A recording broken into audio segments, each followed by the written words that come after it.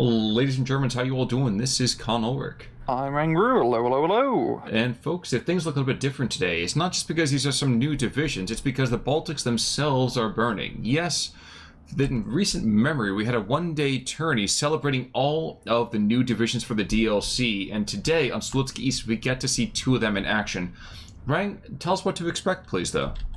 On the left-hand side in blue, we have William von Zutphen playing as Panzerverband Strachwitz with a balanced income. On the right-hand side in red, we have Main Dwarf playing group Fedyunkina, also with a balanced income with this new balanced meta. So, you said a new balanced meta, and I'm sure we're going to get into the divisions here in just a second, even as the first shot's going to start coming up between the P-Shreks and Otomachiki openings. Why are we not seeing Vanguard anymore? What's going on with Vanguard? Vanguard's been nerfed a little bit, so balance, especially with some of this new changes with the tank range changes and infantry, machine gun changes, balance is starting to become a little bit more of a balanced option to pick, so to speak. But yeah, and speaking of this initial action, Van Zutphen definitely playing pretty heavy up north here for a bunch of Panzer Grenadiers getting into the town fight. They certainly seem to be doing so. BA-10 goes down super early. A lot of light vehicle play, actually, in these opening stages over here from Main Wolf. Not really sure how I feel about that.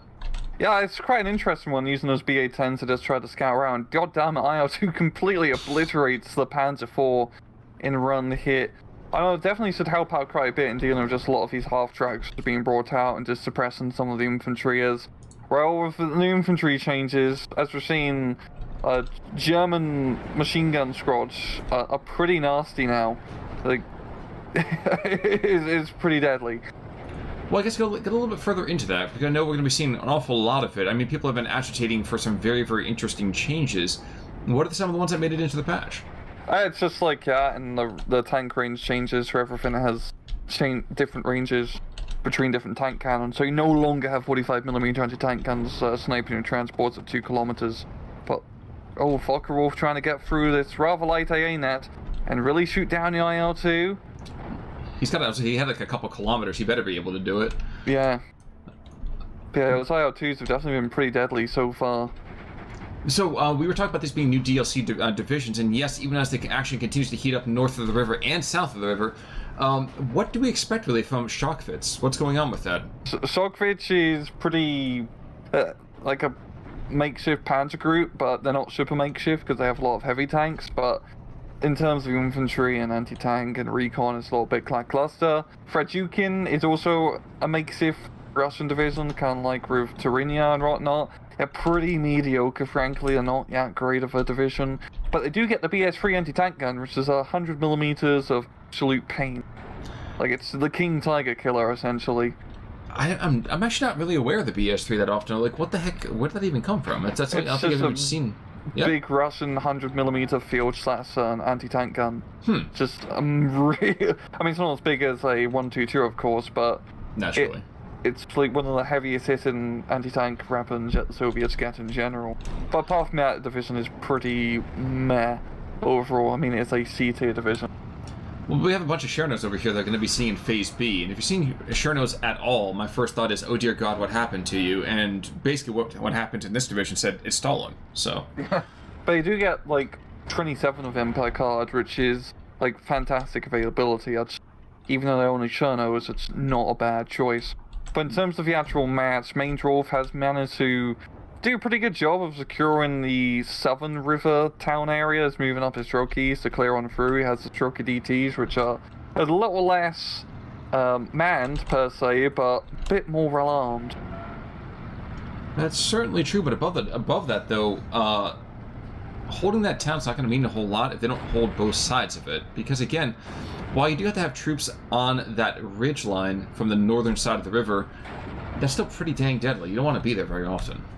Yeah, yeah.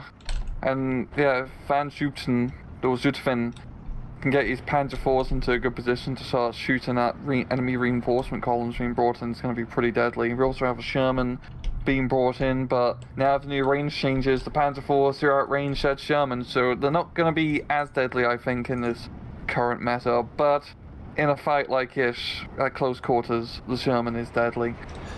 But that 250 meters, I mean, that can kill. Unfortunately for those P4s, not really being deployed in a great way for them to be utilizing that particular deadliness. So... Nope. But it's, definitely you outnumber the Shermans, which is the important thing in this fight, because you have 3 Panzer IVs here.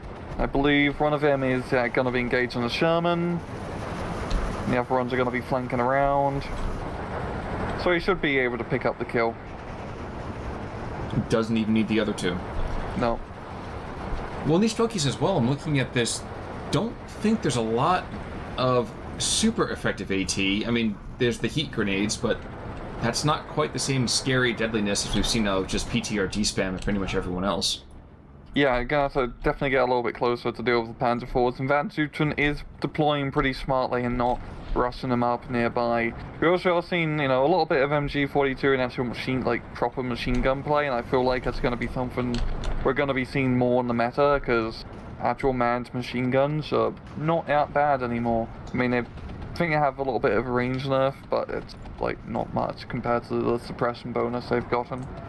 Yeah, it's only 1,000 meters now as opposed to that, like, almost 2K. 1,000. It's 1.25 compared to 1.5. It's still one of those things that having that beaten zone, and especially with the suppression bonuses that have been happening over the last couple of patches, it's nice to see that support teams finally have a place. Yeah. Yeah, Panzer IV's doing like a pretty damn good job of just pinning down all these Strelkies here. They're not really going to be able to make their way out of that town anytime soon. You know, of course, the problem here with Van Zutphen is that his division doesn't have a whole lot of infantry, and especially in A phase, he's only really working with 3 cards and then 2 in B phase, so these town fights, in terms of attrition, Main Dwarf definitely has the advantage. You know, even though he doesn't have a great infantry lineup either, but it's definitely a bit better, especially going into C phase. It certainly would seem to be that way. I'm trying to keep an eye out for some of that artillery. I would really actually like to see more Strachwitz's artillery. Mortar half-tracks, we have, what, it's a 208 over there? Yeah, I believe so, the 18M. And heck, not for nothing, but we have C-phase Panzerwerfers.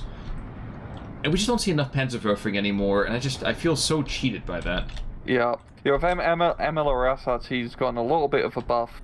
They've changed some things around, so we might actually be seeing some MLRS artillery a little bit more. The main draw is actually bringing in some actual on-map artillery with some Su-76s to try and pin down these advanced Panzers. Not going to be doing too much, though. You know, the Sherman comes in, knocks out 2 Panzer IVs. Will it be a third?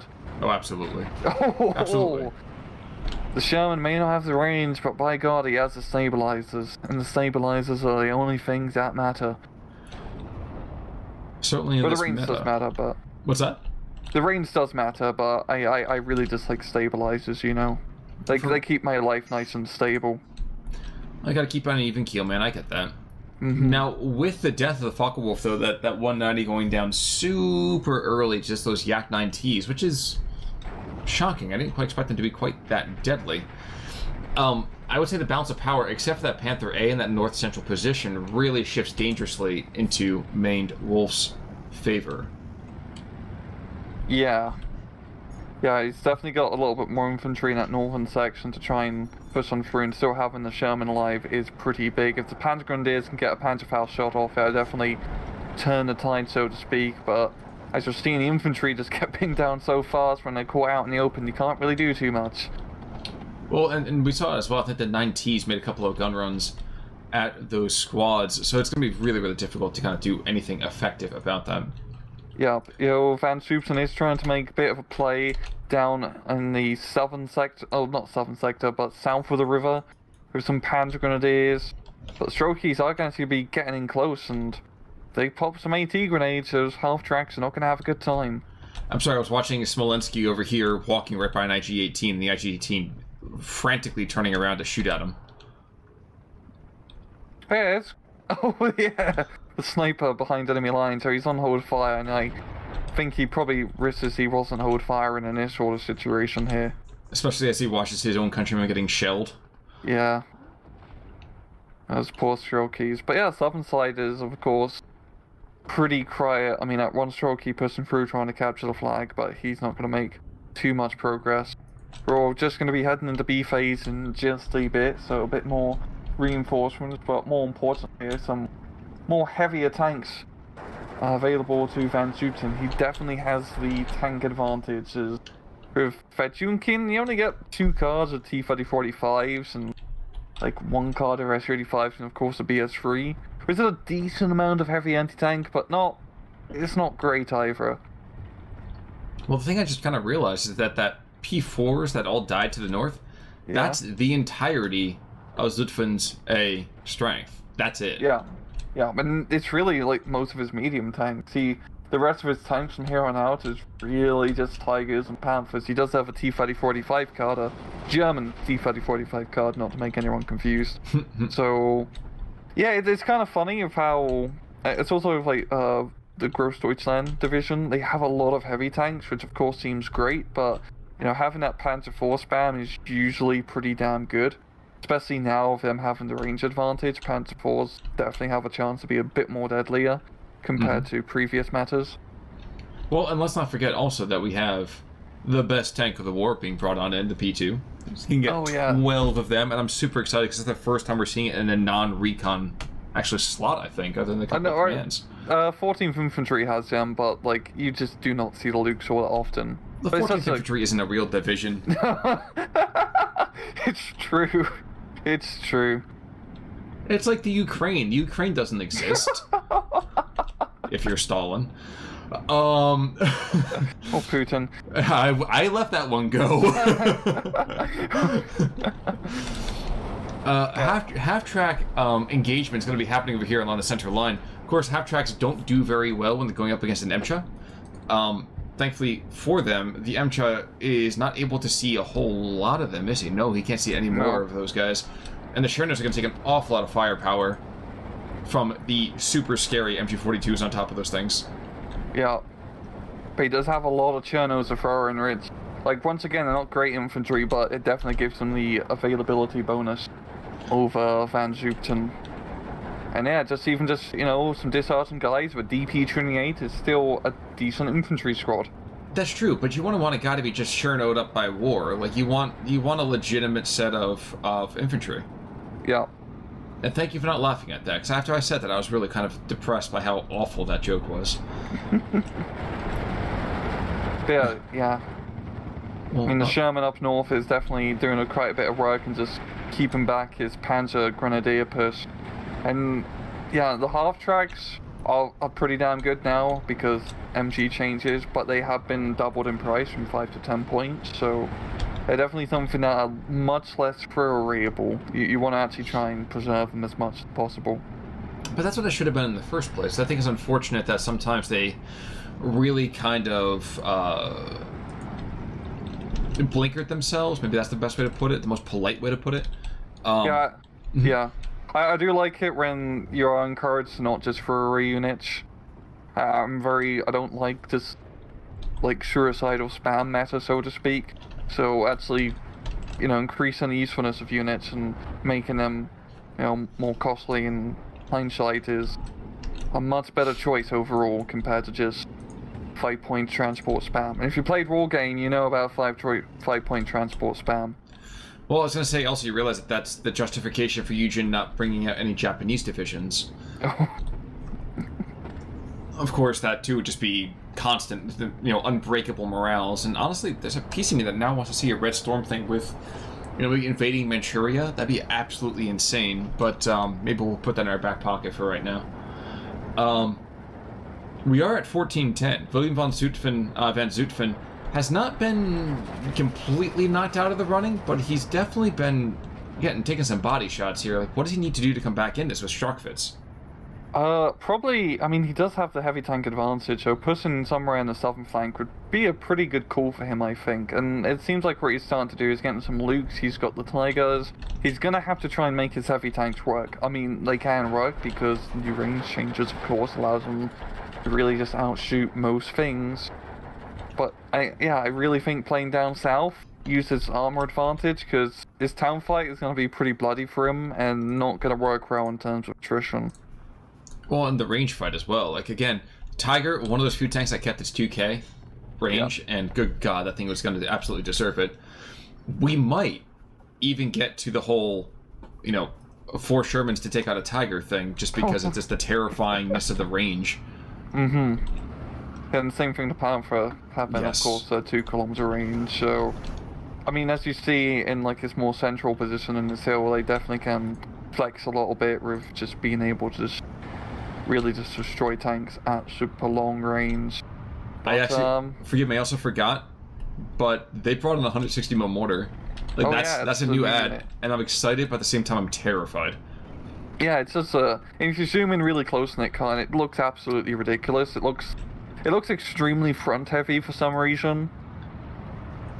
Yeah, it does, doesn't it? Yeah, it looks like something I would draw. It's just how simplistic it is. It's like a big rod with 2 reels to push it around. But yeah, it's like a decent. I mean, it's a super heavy mortar, so it does super heavy kaboom. So it would definitely help out a bit. But Yeah, I mean, still with this patch or meta, so to speak, on map artillery is still not in the best position. Off map is still the way to go. What do you think it would change that? Would that be the rate of fire? It's just logistics of it, so to speak, because you know, when you buy an on-map artillery, you have to buy a supply truck, which takes extra points and another slot in your deck. While an off-map is all just bundled in one, you don't have to worry about resupplying it because you don't have to resupply it. And also just the instantaneousness of dropping a bunch of artillery shells and then counterattacking is, you know, such a huge part of using off-map artillery. You know, here's an interesting thing. What would you say to a change that allows you to put like an ammo dump in your support tab? A deployable ammo like dump. an FOB. Yeah. Oh, that would be an interesting call. That's like literally what they had in War Game. That would be an interesting. I don't think they'd do that, but I don't think so either. Thought experiment, because then you could actually like resupply your supply trucks and get more usage out of them. Exactly, and that actually also encourages the more tentative deployment of supply trucks. Like, yes, you could try to bring, you know, a supply truck to the front to get that Panzer back into it, to get that, you know, Su-85 recrewed. But if you're going to be threatened by, you know, all of that junk, and now you lose your logistics network, why would you bother? Yeah, but yeah, it's actually a very interesting, like, fort, so to speak. And hey, if you guys in the comments want to voice your opinions and having FOBs and ST2, feel free to do so. I'd like to hear your guys' opinions on that matter. Yeah, actually, honestly, so would I. JU-87, in the meantime, by the way, while we were theorizing, comes in, picks off an M-Chub, picks off an A85, so really well done there. Good lord, the thing's already pretty much paid for itself. Yeah, it's a pretty good strafing run. It is indeed. In 15-9, he's got to make some money moves here soon, because he's really getting smacked around. Yeah, this entire, like, northern flank is... I mean, he's still holding on to it, so to speak, but down south is where he's losing the flags, and... I mean, he has the advantage to push, so to speak. He just needs a little bit more armor, a little bit more infantry, a little bit more recon. Because as we see, that far southern flag is just held by a, you know, rather tentative Strokey squad, which is hoping to not get seen. Well, if they know their Monty Python, they will understand the art of not being seen, but, yeah, rather they're not unlikely. behind a bush, so I think it is going to get blown up by John Cleese. That is highly likely. Wait, is John Cleese that does that? That particular one? Yeah, he does the voiceover for the How Not to Be Seen sketch. It's been a really long time since I've seen it, to be fair. Tiger does fall back in the face of being engaged by that 85 mil, and actually, geez, another JU-87 is coming right back in. This is a terrifying potential here. Yeah, it's a rough raw trade because they're only like 105 points. Now T-3485's like 100 points, so it's a rough raw trade if you only like get one kill with it. Compared to before, where T-34s used to be a bit cheaper. And also with 2 Self-Veterancy, it's a very reliable anti-tank killer, as you can see.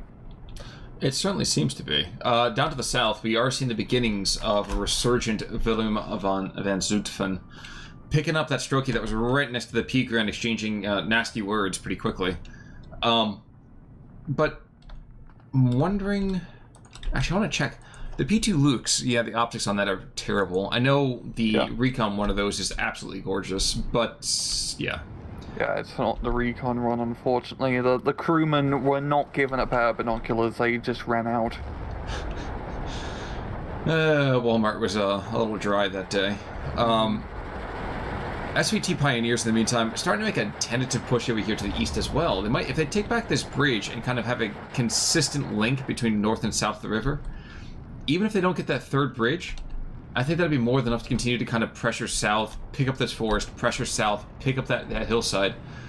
I feel like this map can be so snowbally because of that kind of positional gameplay.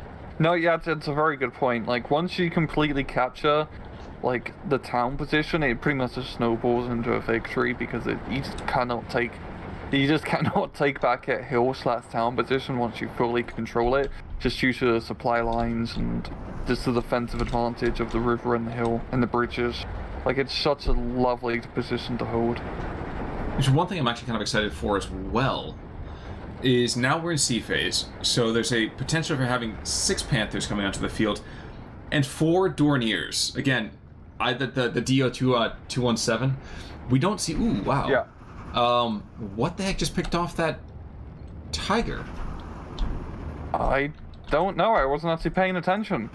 I guess it was a T-34? It was T-3045 way to the east. Wow.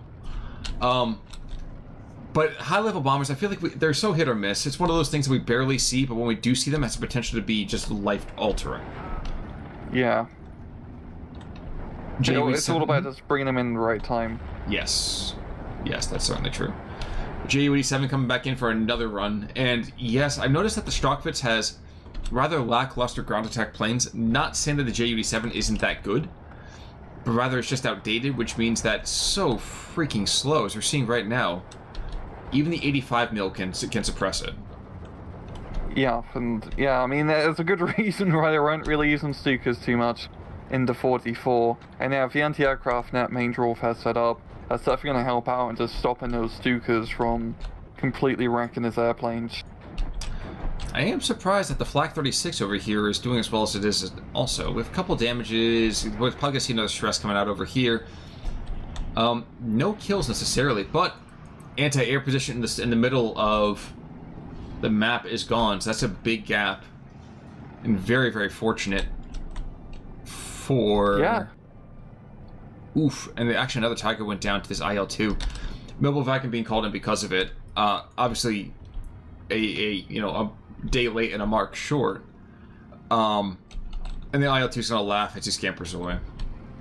Yeah, he just cannot shoot down those IL-2s. But William's in a bit of a better position down south as he managed to secure some of the flags. He can still do a little bit better in the far southern flank for, some more recon and armor, but his deck is pretty lackluster in terms of reconnaissance. So, especially he doesn't have any armored reconnaissance either, so I think it's going to be a little bit more difficult because you really do need some eyes on to really push effectively down south. Wait, you think William doesn't have any armed recon? What about the Fusiliers? No, Oh. Yeah, Zutphen. Yeah. What if he's got... Those are infantry. No, he's got a 9-pack of Fusiliers in recon. Yeah, but it was infantry, not armored. Oh, oops, I missed that part. No problem. Old man here is starting to go. It didn't happen because of the profession, of course. I mean, so we can't talk to the VA about that. But IL-2 making another run to the north. I think this T-3485 is going to get some friendly fire, or friendly from a different life. No, wow. Yeah. Interesting. I think he lost line of sight and just didn't unload the rocket, so he has another chance to come around and blow him up to smithereens, but the northern flank is looking good for main draw. The Cherno spam is actually working pretty well, backed up with some T-34s. If he can completely capture hillside, that will, start to snowball into capping the rest of the town. I don't know if that's going to happen, though. We actually have that LEFH, that's the field howitzer over here, the 105, is starting to engage this Su-76 that's been just sitting here, just plinking shots from long range. And this first barrage, not going to quite hit. It's going to get awfully close, though. And now, heck, even...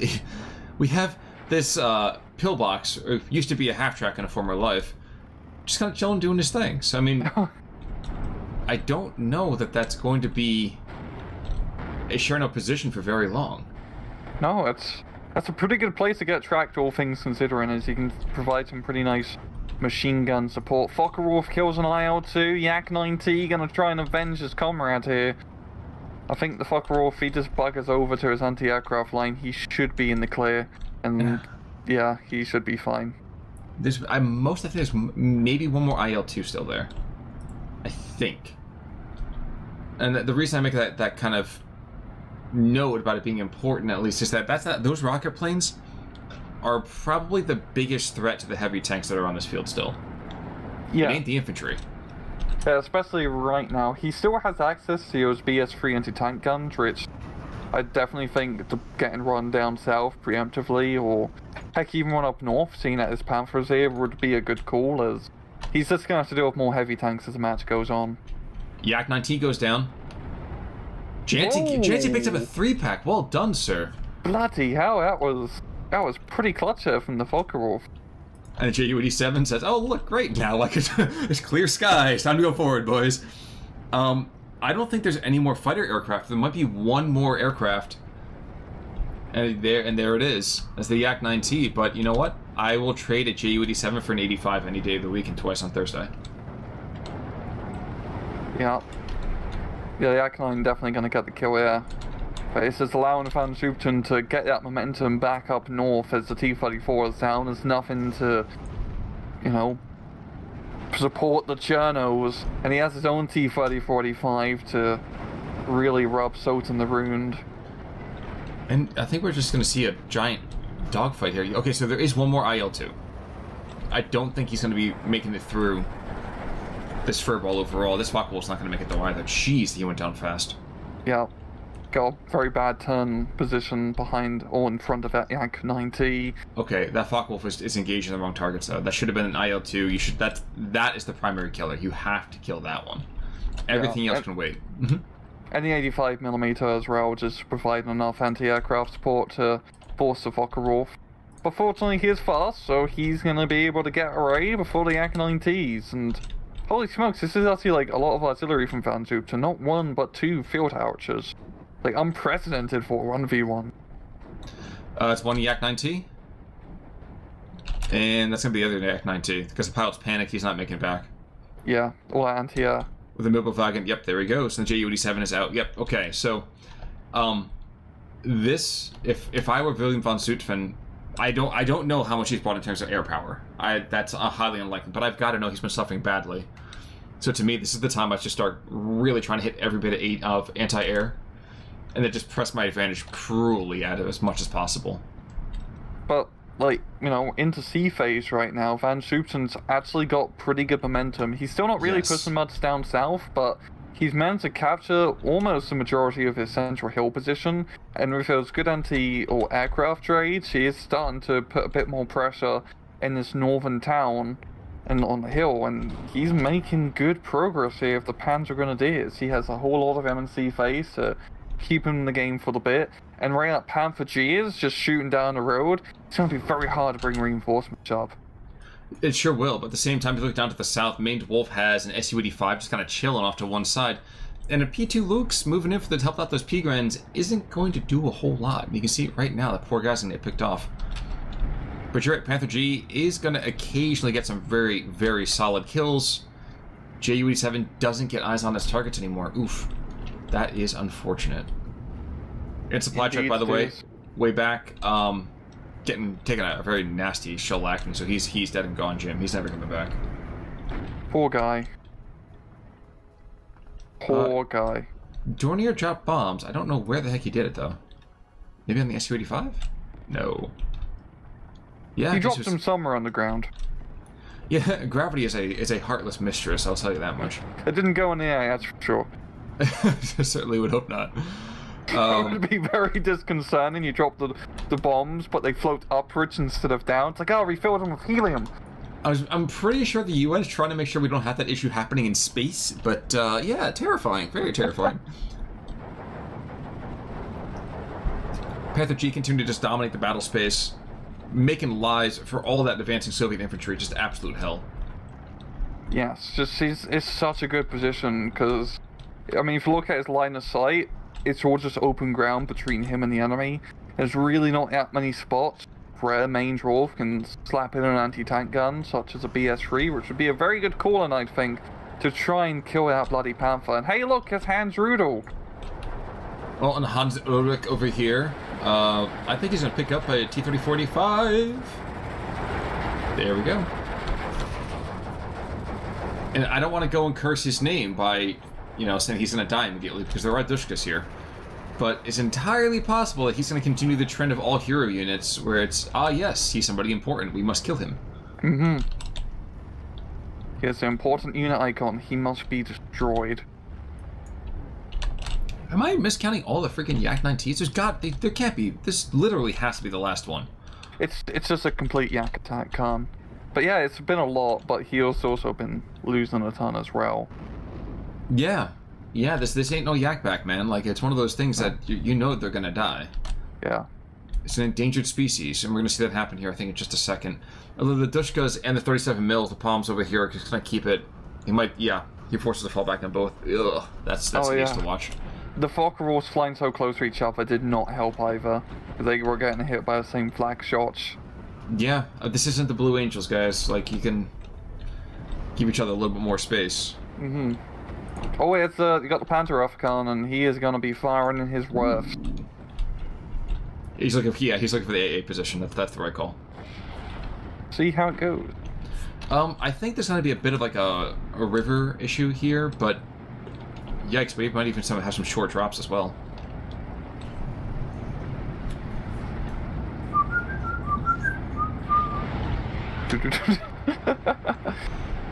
T-3045 going down. IL-2 killing its former brethren. I'm trying to think. Where the heck is he aiming? Yeah, I'm not really sure where he's aiming, but IL-2 just doing his thing. But the northern town is utterly German. Strachwitz, whether or not it's a legit military formation, completely controlled. Indeed, and I think really its own northern flank is really just being saved here by the Panther G. I mean, he's out of high explosive shells now. That's how much he's been shooting. He's a little bit backed up, I think, because of the T-34s being brought in, and finally main Dwarf actually getting his IS-2 in a good position to shoot that Panther G if he decides to crest over the hill. So now would be a good time for main Dwarf to try and get back into that hill position, but even then, that's a lot of Panzer Grenadiers he's going to have to try and break through. Another Dorney coming on in. He's going to go and try to blow the bejesus out of the 85 mil. Holy crap, he has a lot of bombs. It's like 400 or 500 kilograms. That's... Oh, yeah. Yeah. Oh, yeah. It's going to be overkill, just kill that one last guy on the 85 mil. Yeah, but if you're going to kill something, you might as well make it dead effectively, and watch this kill it before he even gets there. Yep. Yep. Well, they won't be able to resalvage that gun anytime soon. Another Ju-87, geez. So, there is a very unique phenomenon going on here, and that's that Ju-87s are actually being effective members on this battlefield. Yeah. Which I'm just doing pretty good. Yeah, I'm just not prepared to see that. I don't understand. Like, it just doesn't make sense to me.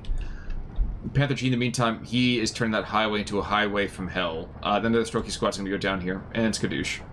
Yeah. So I definitely want to check his thing at the end. That's Koenig, although in his case it looks like K Diamondnig. Oh, I got like the Ulan character like wrong in the ASCII, no, like the Unicode or whatnot. Oh, okay.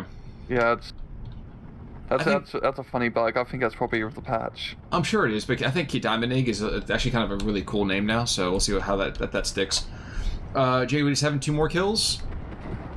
Yeah, the ground kills on this have been absolutely insane. Yeah, you really have. Like, this is starting to remind me a little bit of Korok, with just all the Ju-87s that we see. And honestly, can't say it properly, Strachwitz. It's kind of reminded me of Korok, but instead of having the, Rudel goes down, instead of having the, like, museum library of just all the tanks from across the world, they just have lots of heavy tanks instead. But I feel like that is the proper way to be taking care of that, though, too. Another Dornier going after, this not going to be friendly fire, but it's going to be pretty dang close. And another Panzerverband barrage, searching and probably going to be missing that 37 mil to the north, but I just want to watch this bombing run on the two Strokey squads. He takes those out. He definitely controls, well, he didn't quite control the spice, but he controls more than enough. Dorniers have been dropping a little bit late. Yeah, but I think actually, I'm probably wrong on this, but I don't think the Germans had great bomb sights overall. I don't mean that as any kind of snark or anything like that. I think that was legitimately an issue. Yeah, historically, yes, that probably makes sense, as they weren't really focused too much on bombing. They were trying to stop the Allies from bombing their country more than anything. Well, even earlier on, too. Jeez, ooh, and there's a Euro over there. I couldn't tell you what the heck kind of plane that is. I'm not sure I've ever seen it, but he's got a 1,000-kilogram bomb, which, of course, nukes the entire zip code where the Panther G is. A big kaboom. Yeah, I think it's one of the largest bombers you can get for the Russians. It's like a pretty beefy boy, and it's going to be a pretty dead boy. Well, I feel like it's one of those things where, you know, you watch the bomb go down, and then you look on the inside of the plane, there's a bunch of sweating dudes who are just like, man, that was hard to push out of the plane. I'm sure of the Soviet technology, they literally did have to push it out the airplane. This dude kicking at it. But 15-9 over here, Maned Wolf, despite looking very, very strong off the front of this, I get the feeling that he's really starting to run out of steam, and that's surprising, because I feel like the infantry advantage should really be evidencing itself here at this phase. No, it's true of the infantry advantage, but the battle is really turning more into a long-range tank fight, and this is where Farich really has the advantage as reshore of the Panther G. I mean, it's been replaced by a Pak-40 now, and just due to how this whole northern area is positioned, so to speak, it is very hard to push back into this sector once you allow the enemy to get into pretty much where a Pak-40 is right now and just shoot the supply line. Well, the funny thing about this, too, is that this, too, can do nothing about the Pak-40. Any tank, he could have destroyed it. Yeah. Pak-40 just has to kind of, like, twiddle his thumbs and hope that one day that Pak-40 evolves into a Gyarados. Mm-hmm. So have to rely on the Su-76 to try and knock it out, but the Su-76 actually trying to kill the Fusilier squad here. And really, you should be trying to knock out our Pak-40. The 105s from the German side is trying to batter the town as well. And yeah, this is quite crazy thinking about just how much aircraft has been brought out from Van Zutphen. I mean, it's a good play because you do have a lot of aircraft at your disposal for the deck, so you might as well take advantage of it. I just continue to be stunned, as many of the Soviet units have been, by the effectiveness of the Ju-87s. And it's almost constant. Mm-hmm. Strachwitz, I feel like that's going to be a key to victory, I think, for Strachwitz. If you're able to go and keep the Ju-87s even remotely alive, 8 of them in the deck? No, 6 of them in the deck. 6 of them in the deck. That can be amazing, or it can be god-awful, and it's really up to the general using them. And we can see, Maned Wolf is kind of forced back into his kennel here, and geez, yeah, 1,500 kill difference. Moly. That's pretty brutal. Yeah, that is really brutal indeed. I definitely was more towards the end. It feels like just due to those long-range kills, like, as you saw here, it's kind of a problem. Fedyunkina is the lack of armor. I mean, we didn't see any BS3 play, which probably would have helped Maned Wolf out a bit, but once he got pushed out of town position, he couldn't really do too much. And regrettably over here, we have one Emtra. That was the dude who killed those 3 P4s in Phase A. And other than that, no one else really doing a whole lot. Well, I guess one more Emtra with Sofiev up there. But yeah, I gotta just take a vague look as I'm looking for, you know, heroes of the Third Reich here. Yeah, Hetman, 1, 2, 3, 4, 5 ground kills for him. 6, 7 for adding in Bomets. Jeez, yeah, the Soviet Air Corps did not have a good day today. 8, 9. No, they did not. So 9 kills across 3 Ju-87s. I thought there were even more than that. I felt like they're just constant here. That's not bad. Did they buff the reload time? I don't know. No. Even the ground fire. I don't believe they've really touched aircraft that much for anti-interaction. I hadn't heard it myself either, but it's one of those things that just felt like they were in there constantly. It was really, really well handled. Yeah. I think the 2-star veterancy helps out a lot in terms of being able to actually commit to the gun run, even under anti-aircraft fire. So that's definitely what helps out with those Ju-87s. And I mean, we did see a bit of AA from Maned Wolf, but not. You probably could have used it a little bit more in hindsight. I mean, losing the 85mm definitely did not help in terms of keeping those Ju-87s array, because as we saw, the 85mm is pretty effective at keeping the aircraft array before they can actually get into the gun run. Oh, absolutely. Absolutely. But really, really well done. Honestly, Strachwitz could be very interesting. You know, Fedyunkina, Kina? Or Fedyukin? Fedyunkina, I believe. God bless you. Yeah, I'm not Russian. Definitely don't know how often we're going to see the Soviets in this one. But Strachwitz, I think there's an opportunity for some really interesting niche play going on with that. Yeah, I think it's all going to come down to how eventually heavy tanks are going to be used in this new range meta. Because it definitely opens up some new possibilities, but the lack of medium tanks for Sharich, especially, yeah, just lack of medium tanks in general, I think hurts out quite a bit, but we'll have to see. I feel like Panzer IVs are going to be very good now, because you can still medium tank spam them as before, and you got the range advantage compared to the majority of other Soviet medium tanks, but we will just see.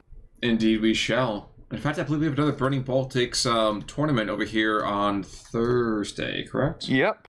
Well, folks, then you have to come back to see who we're featuring over here in the next couple of days. Until that particular fight occurs, though, I'm Conalwork. I'm Rangru, take it easy.